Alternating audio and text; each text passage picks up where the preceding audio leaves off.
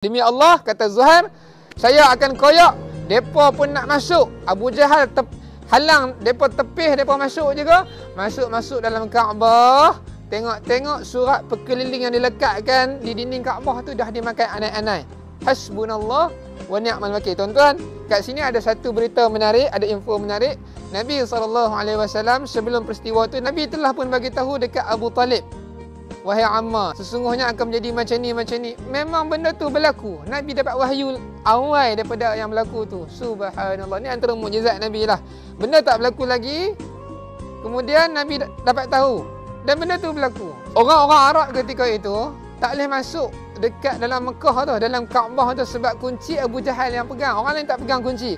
Bila mana mereka tengok perkeliling dimakan oleh anai-anai, mereka tahu bahawa perintah ni datang daripada Allah. Mereka yakin dalam hati mereka seperti mana tentera gajah yang nak datang serang Mekah, Allah hantar burung ababil mempertahankan kota Mekah, Kaabah ketika itu. Seperti itulah mereka yakin bahawa surat perkeliling yang dimakan anak-anak ini juga adalah perintah Allah. Subhanallah, hasbunallah wa ni'mal wakil. Maka dengan itu berakhirlah penderitaan Nabi dan juga sahabat-sahabat dan juga ahli keluarga Nabi selama 3 tahun. Peristiwa pemboikotan berakhir dekat tahun 10 kenabian. Makna kata kena boikot ni tahun 7 kenabian lah, tuan-tuan. Okey, selepas beberapa bulan, sekali lagi tuan-tuan tengok Nabi, kalau kita dengar sirah sebelum-sebelum ni, daripada dalam perut ibu lagi diuji kematian ayah. Bila lahir diuji lagi dengan berpisah dengan ibu kandung, kemudian kematian ibu, lepas tu kematian datuk, kemudian nanti kita akan tengok kematian bapa saudara. Nabi sentiasa diuji.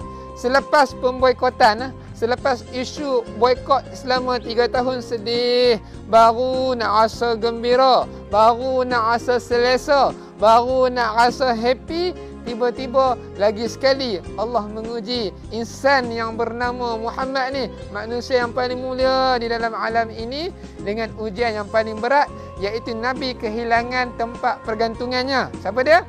Abu Talib, yang banyak membela Nabi, yang banyak support sokong Nabi. Abu Talib meninggal pada tahun yang sama, tuan-tuan. Beberapa bulan selepas peristiwa pemboikotan tu, Abu Talib meninggal. Nabi sedih. Selepas tu dalam tahun yang sama, lagi sekali Allah uji. Tak cukup lagi, Allah uji lagi hamba yang Allah paling sayang ni, kekasih Allah, manusia yang paling agung yang bernama Muhammad SAW, Nabi kita, dengan kehilangan orang yang kuat juga, yang banyak support baginda, dengan kemewahan yang dia ada, daripada kaya sampai jadi miskin, iaitu tak lain tak bukan Sayyidatina Khadijah. Nabi hilang 2 orang, Abu Talib, Sayyidatina Khadijah. Dua orang tahun yang sama. Sahabat-sahabat kata, kami dapat melihat wajah Rasulullah pada tahun itu sedih sangat, dan tahun itu dinamakan sebagai tahun Ammul Huzni. Ammul Huzni. Tuan-tuan, kita akan sambung lagi insya-Allah dengan episod mukjizat Al-Quran yang dapat menembusi hati yang bersih. Insya-Allah. Assalamualaikum warahmatullahi wabarakatuh.